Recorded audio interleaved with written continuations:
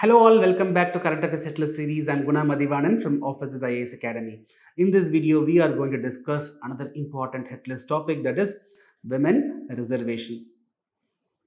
So recently, Government of India introduced 128th Constitutional Amendment Bill in Parliament that deals with Women Reservation. The official name given for this Women Reservation Bill is Nari Shakti Bandhan Adhiniyam. Now, before discussing about the women reservation, we will try to understand about the voting rights which was given to women globally. First, we will try to understand when it started.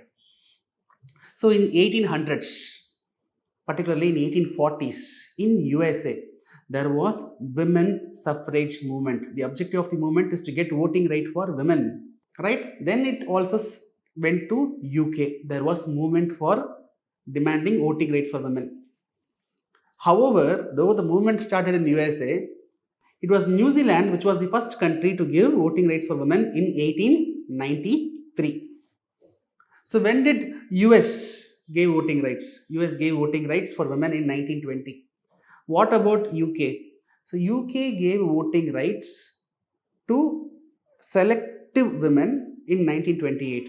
So those women who are having property beyond a limit, those women who have married property owners, only for those women voting rights were given in UK in 1918. In 1928, UK gave voting rights to women on par with men. Now coming to India. So in India, the history of voting rights to women traces back to 1917. So in 1917, Women's Indian Association, the Women's Indian Association objective was to get voting rights for women. That is the starting point, we can say. Then in 1919, Britishers came with Government of India Act. That Government of India Act, that was providing voting rights again for selective women. For those women who are educated can vote. Those women who own property, they can vote. That was the condition given in 1919. Then finally, in 1950, when we adopted our constitution through Article 326 is guaranteeing universal adult suffrage. That means men and women who are eligible to vote, who have completed 18 years of age, are eligible to vote. There is no discrimination between the gender. Right? So we, after adopting Indian Constitution, our constitution, voting rights were given to all. Only criteria, you have to be eligible. You have to cross 18 years of age. So in India, in 1917, Justice Party was the first political party in India to demand reservation for women. When this Justice Party from Madras Presidency, when they came to power in 1920, they introduced reservation for women in local bodies. They were the first to bring reservation for women. Then in 1951, in Madras Corporation, 10% seats in the Madras Corporation was reserved for women. Then in 1989, when Rajiv Gandhi was the Prime Minister and Rajiv Gandhi government, they introduced reservation for women in Lok Sabha and the legislatures. But however, it was not passed because of lack of support in the houses in Lok Sabha, Rajya Sabha. 1989, Rajiv Gandhi government attempted. Then in 1993, Narasimha Rao government attempted. Then in 1996, the then Vajpayee government attempted. Then in 2004, then Manmohan Singh government attempted. In 2008, once again Manmohan Singh government attempted. So they were not able to achieve the passage of this reservation bill because of lack of support in either Lok Sabha or Rajya Sabha. So finally in 2023, the current government has introduced once again the Women Reservation Bill, and that has been passed successfully in Lok Sabha as well as Rajya Sabha. It is waiting for President's assent. Now we will look into the features of this reservation bill.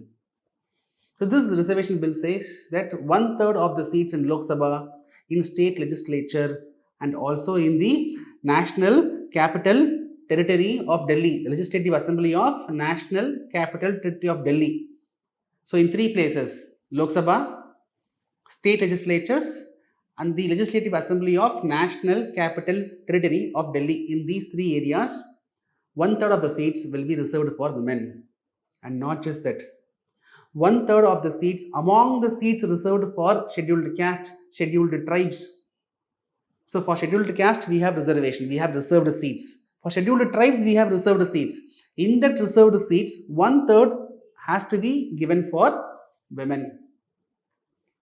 Right? So one third reservation is the main feature of this amendment bill. So when this reservation will be implemented, when this reservation will be commenced?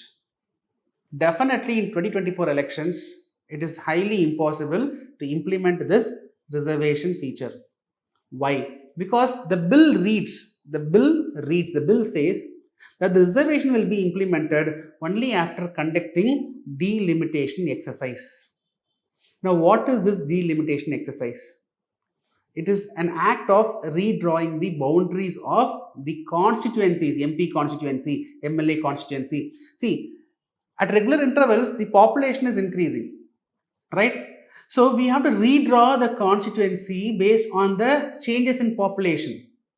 Only then we will have proper representation. See, one MP constituency with more population and another MP constituency with a lesser population will not have proper representation in the parliaments. So roughly every MP constituency should have equal proportion of population. So at regular interval, population changes. It might increase, it might decrease. So based on the population, we have to redraw the constituency. That is called as delimitation exercise. So this reservation bill will be implemented only after the conducting delimitation exercise. After redrawing the boundaries, then government will fix, okay, these are constituencies reserved for women. So first we have to conduct delimitation exercise. Right. Now when this exercise will be conducted? It will be conducted after conducting a census, after conducting a population census. See, delimitation exercise will redraw the boundaries of the constituencies by taking the population changes into account. So we need population figures. For population figures, we need census data. Now you might say, okay, sir, we have old census data, we have 2011 census data, why don't we use that? No, the bill clearly says the delimitation exercise will be conducted using the census data, which will be conducted after the passage of this bill.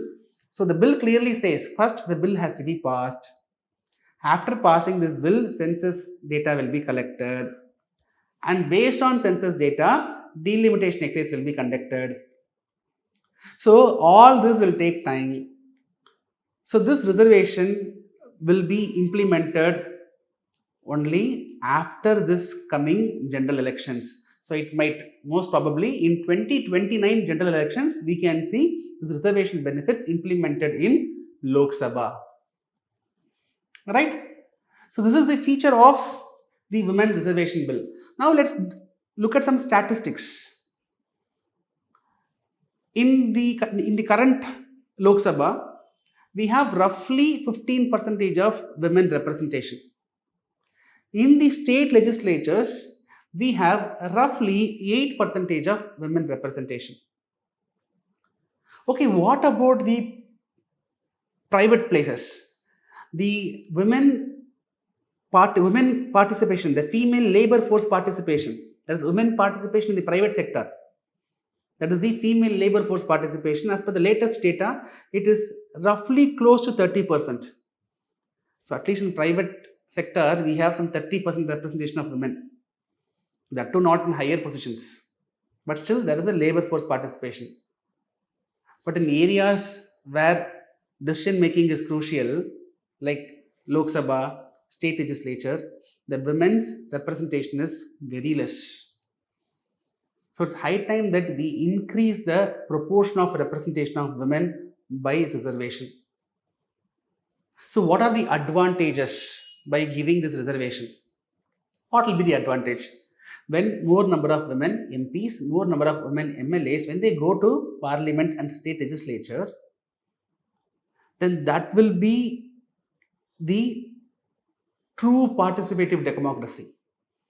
We need to have a true participative democracy. That is the spirit of our constitution that has to be ensured. Right? And when more women members are represented in parliament, then all the policies decided will be gender sensitive. The decisions taken in the parliament, in the legislative assemblies, will not be lopsided, will not be biased. We should also take into the women's perspective into mind while coming up with policies. So women participation will help in achieving gender sensitive measures.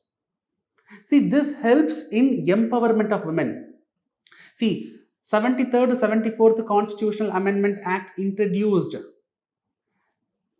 reservation in local bodies, in panchayat, in the municipalities. As per the constitution, 1/3 of the seats are reserved for women. Some states, Bihar was the first state to give 50% reservation for women in local bodies. Right? But the constitution says at least 1/3 reservation for women has to be given for local bodies. So in these places, in local bodies, we are able to see relatively higher participation of women, and we are able to see a significant empowerment in this area. Right? So this reservation, women reservation, will definitely empower women, will improve the policy making, will improve the decision making, will remove the bias, which will also improve the status of India at global level. We can improve our ranking in the international reports like gender gap report. That will improve the stature of the India at global arena. But this also comes up with some challenges. See, the biggest problem in our country is patriarchy, male domination. In the patriarchal setup, right, empowerment in true sense is actually challenging. For example, I said 73rd 74th Constitutional Amendment Act has introduced 1/3 reservation in local bodies. Right? Now this 1/3 reservation, yes, women 33% of seats is occupied by women. No doubt. Women are becoming chairmen, women are becoming councillors, no doubt. But in reality, it is the male member of that family, either the father or the husband of the elected women, either the father of the elected women or the husband of the elected women. It is them who are actually acting like executives. In many places, you won't believe, in India, the women elected members were not taking the oath. It is their husbands, they were taking the oath as sarpanch. This is the problem of patriarchy.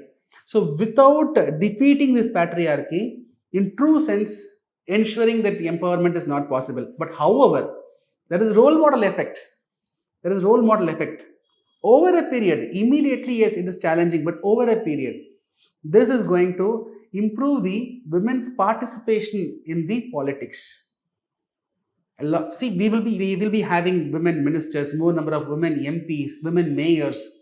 That will create role model effect. That will motivate other women to come and engage in politics. Over a period, empowerment is possible. There are some issues, yes.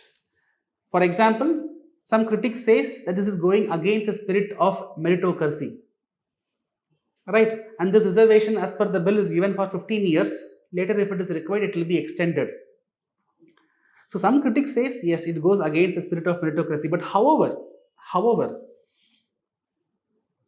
women empowerment, women reservation, women's participation in the policy decisions, that is very, very crucial.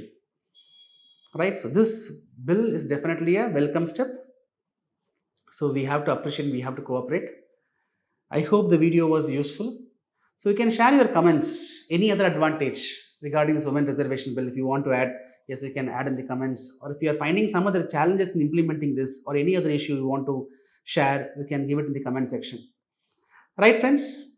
So I hope the video was useful. So I will meet you in next video. Till then, bye. Take care.